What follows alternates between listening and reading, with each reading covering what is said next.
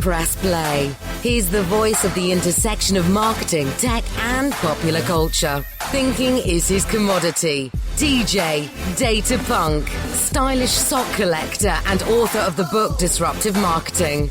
Jeffrey Cologne is your host of Disruptive FM, the marketing podcast for eccentric minds.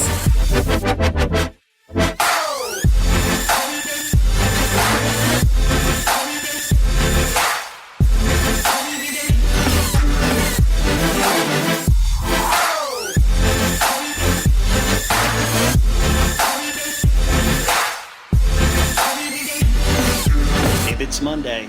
It's a special edition of the marketing podcast for eccentric minds. This is Disruptive FM. I'm your host, Jeffrey Cologne, broadcasting from the lovely Emerald City of Seattle. It is the Monday following the Super Bowl 50. And in this special episode, we'll take a look at some of the advertisements from the Super Bowl. What worked, what didn't work, what people thought was interesting, and people thought maybe should go away forever. Some great ads that we saw if we had to take in a top 10 list. The Hyundai ad, first date ad, was quite interesting. T-Mobile ran two ads, one with Steve Harvey, the other one with Drake, that sort of poked fun at the advertising industry. Amazon debuted its first ad at the Super Bowl for the Echo, and I thought it was actually very well done in terms of its design thinking. Jason Schwartzman, who appeals to a younger audience, was in the ad. Alec Baldwin, who appeals to more of a Gen X audience, was in the ad. Missy Elliott, who appeals to the African American community, was in the ad. And Dan Marino, who appeals to anyone who is a hardcore NFL fan, was in the ad. And the tech behind the Echo, I think what Amazon was trying to show with the ad is that it's applicable to everyone's life situation. And actually, I think we'll get people thinking a little bit more about voice enablement search, which is still sort of a niche behavior that actually could tip and go mainstream over the next couple of years. Another ad that what I thought was really well done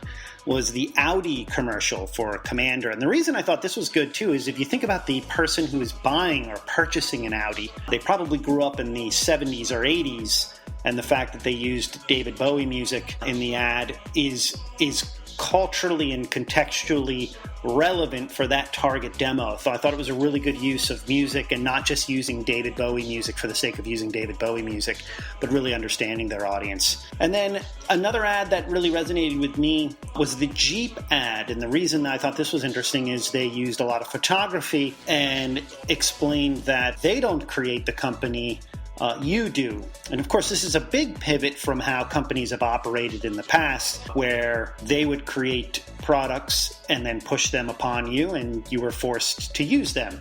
And when I mean forced, if there was no alternative, there wasn't really much you could do. Now we're in an era of abundance, and companies are being smarter about how they work with customers who use their products the most.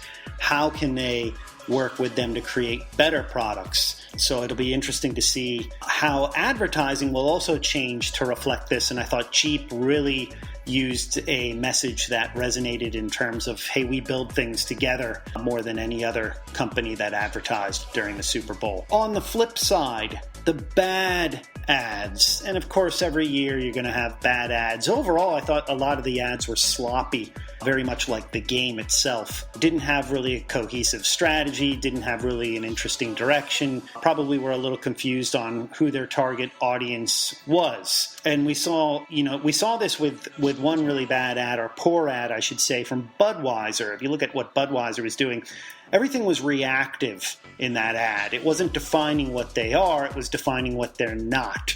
Sounded a lot like the candidates running for Republican office in the coming election.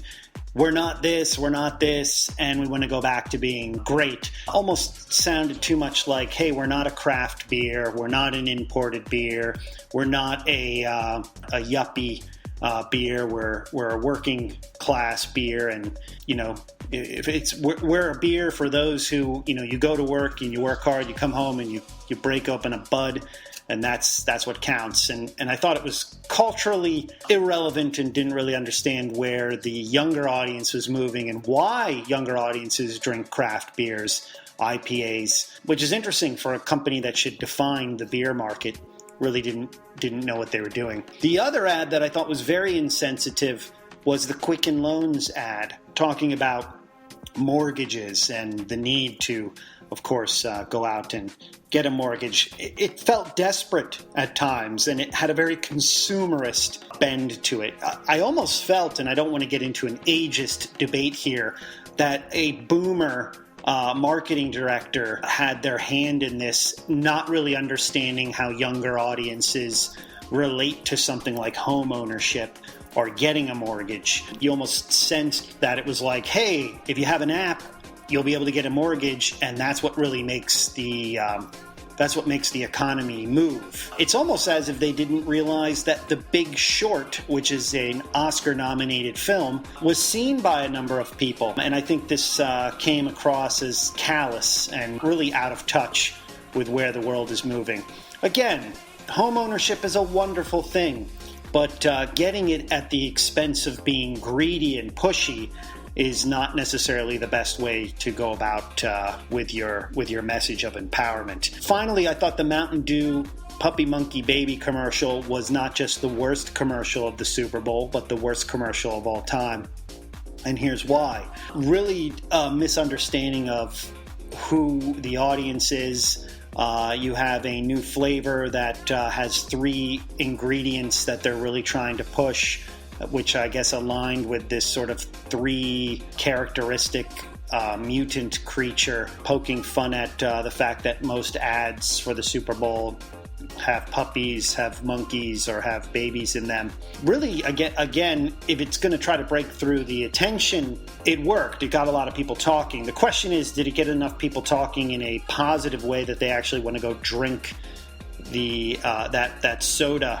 My comment on it was, you have a, if you drink that, you may become a puppy monkey baby, so to speak, based on what ingredients are in that Mountain Dew beverage. So again, one of the worst ads I've seen, really trying to go for humor, but at the end of the day may not, probably won't move much product at all. Probably has a lot of search volume on that. But again, what does that search volume mean? It's a lot of social sentiment on it. Again, what does that mean? This is the disconnect I think we have as marketers now, where we're thinking the more volume, the better. Again, can't stress enough. Go back, read the long tail. Chris Anderson was years ahead, a decade ahead of how web commerce and commerce in general in the 21st century, as we move into the 3rd decade, is going to work. It's not about selling more to more or mass scale. It's about selling less of something to an audience that actually buys more of it. So what I mean is, you have that niche audience. They're tapped into your product. They love it. They support it. If you're selling to them, sure, you're not going to have extravagant growth, but you're going to be able to survive and you're going to be relevant, and that's ultimately what counts at the end of the day. When we're in an economy now where a Fortune 100 company that might be listed in the year 2016 has probably a 20% chance of being listed there in 5 to 6 years. This is the type of disruption that we are really seeing now across industry.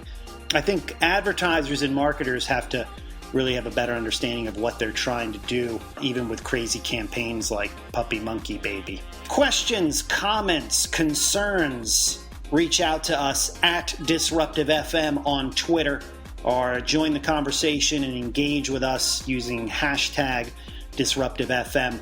It's interesting bringing up Twitter. I thought one of the things that was really interesting about the calls to action on many of these ads, a lot of hashtags, so we saw quite a few of them, a lot of .com addresses and URLs, so I think that's a big part of course, branding now, is you want to drive people to your own website, but a lot of calls to action to people's Twitter feeds as well. So this whole RIP Twitter trend that we've seen the past couple of weeks of people thinking that Twitter may as well call it quits, that it doesn't know what it is, doesn't know what it wants to be. I think the advertising community knows what it is and knows what it wants to be. I think the brand itself, the product itself, doesn't know how to define it, which it's running into problems. It has really talked about, hey, we're about growth and more users.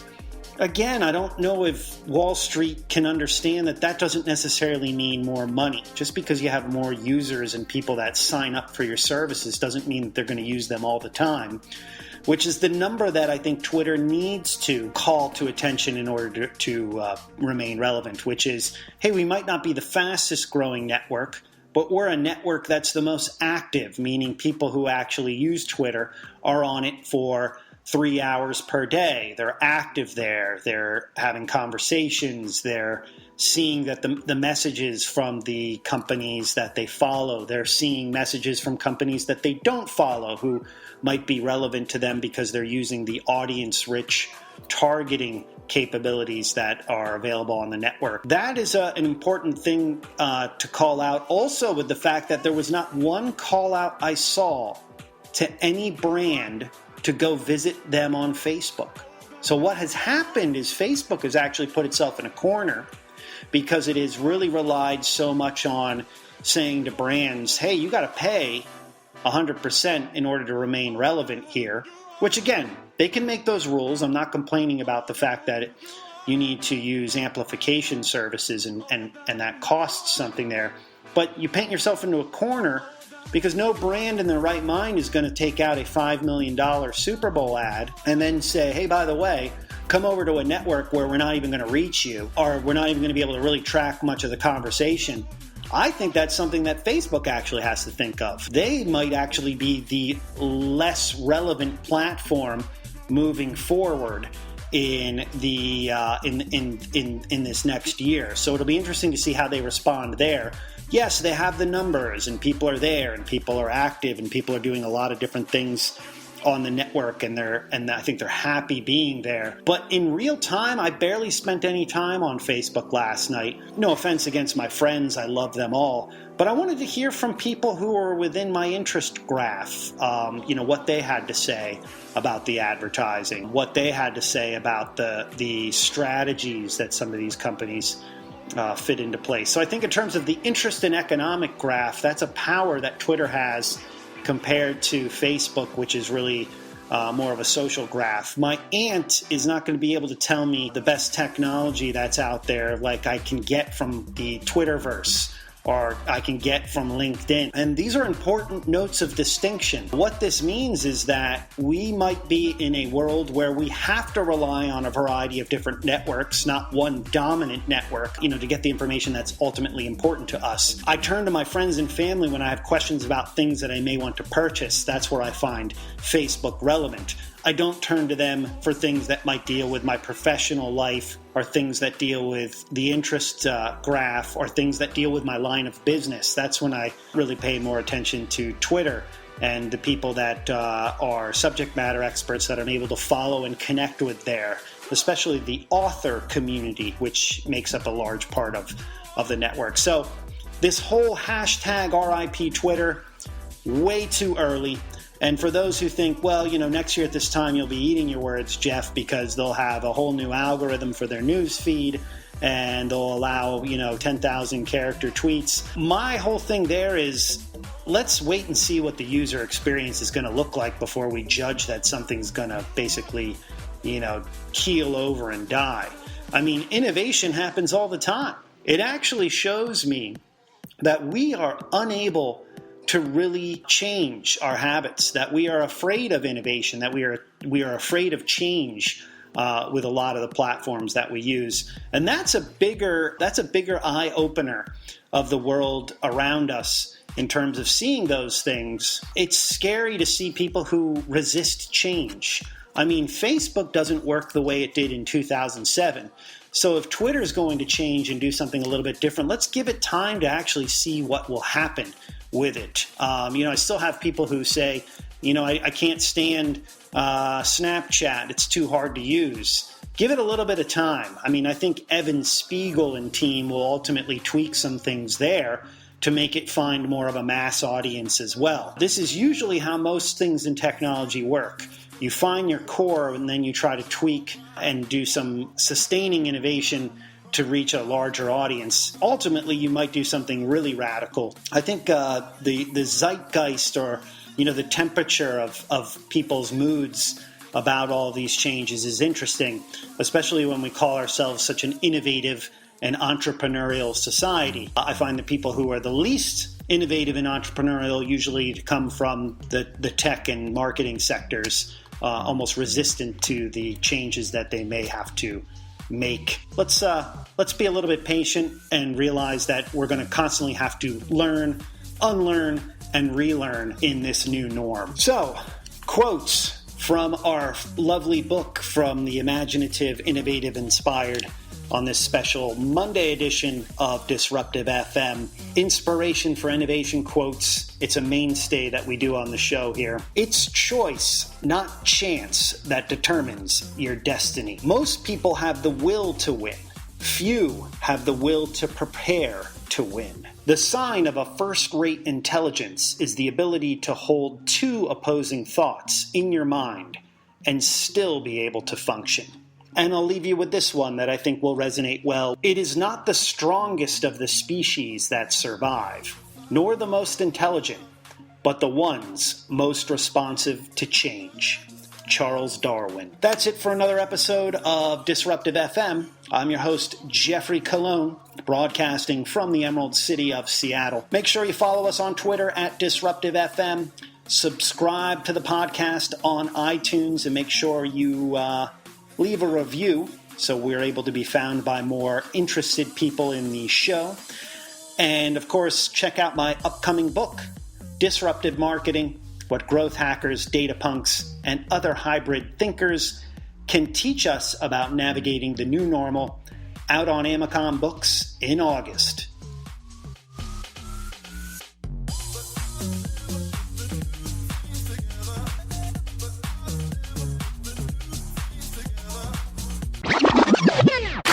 You've been listening to an episode of Disruptive FM, the marketing podcast for eccentric minds. Remember to subscribe to the show on iTunes. Purchase a copy of Jeffrey's latest book, Disruptive Marketing, on Kindle, hardcover, and audio. Signing off from the city of Seattle. Press pause.